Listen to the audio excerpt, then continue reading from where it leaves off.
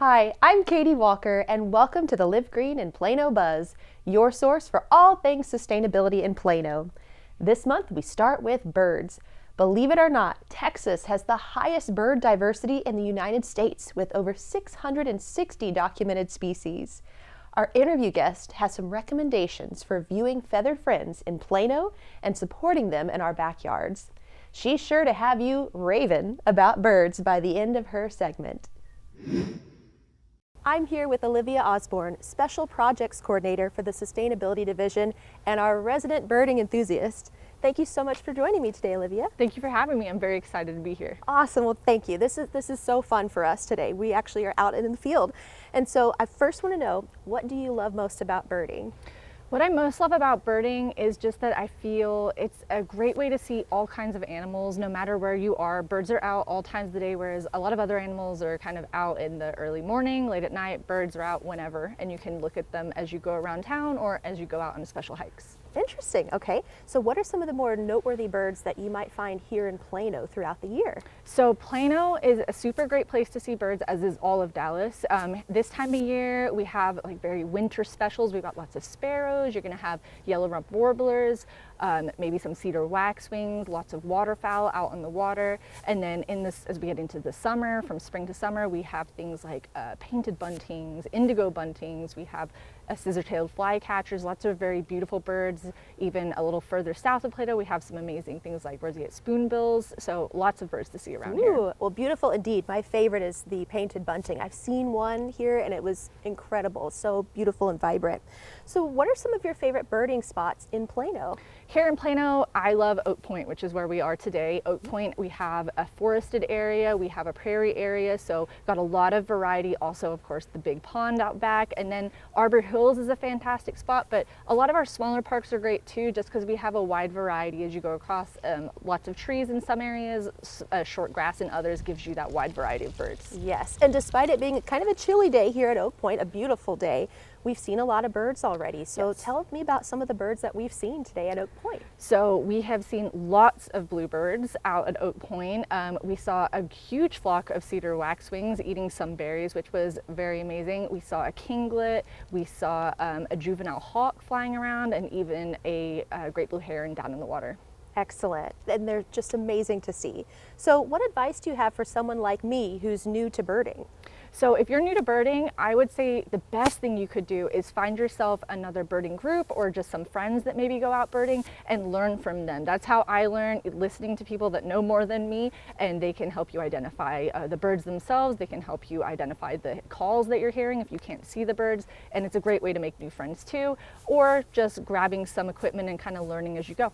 Absolutely, I'm going to call you when I'm ready to go birding next. So do you really need to bring anything to go birding? You mentioned some tools. What would you bring? You can just go, you, yourself, your eyes out looking, but it's really helpful if you have a pair of binoculars. Obviously, you see them up a lot closer if you do have binoculars. If you have a camera, it's great to have a camera. You can take a quick snapshot, look at the picture later, but you don't have to go out and buy these things. Or even having a bird guide, like you can get a book from a library or from a store, or you can get it on your phone. There's lots of free apps for looking at birds and helping you to identify what you're seeing and what you're hearing. Okay, great to know. Thank you. I'll have to get some binoculars for next time we go birding. But how can Plano residents support the birds at home and in their yards? So in their yards, Plano residents can put in native plants. That's going to be the best thing to do for birds that are native to our area, native birds, native plants. This is going to provide natural food sources for birds that they like to eat. And then if you get a variety of plants, some that bloom early, some that bloom later, that'll kind of give a wide variety of things they can eat through different seasons. And then certain gardening practices like not deadheading the heads of things like black-eyed Susans or maybe inland sea oats if you have some grasses. Leaving those seeds out during the winter time is a great source all through the different seasons that we have birds. Okay. Great to know. Thank you so much for all that wonderful information about the birds. And thank you, viewers, for loving our birds in Plano. That's OWL for now. From birds to household chemicals. In this month's Recycle Right wrap-up, Michael has the scoop on what to do with those unwanted household chemicals and paints taking up space. Michael, take it away. Thanks, Katie, and hello, Plano. Imagine you're stuck indoors on a cold winter weekend. You decide to finally tackle that home improvement project that's been at the bottom of your to-do list. You head into the garage with purpose, in search of extra paint. But instead, you find shelf after dusty shelf of chemicals you used once and never needed again. You decide to switch gears. New project? Garage cleanout. Did you know that we have a valet service for unwanted household chemicals and paints? That's right. Request a chemical collection, since these products don't belong in your trash or recycling cart.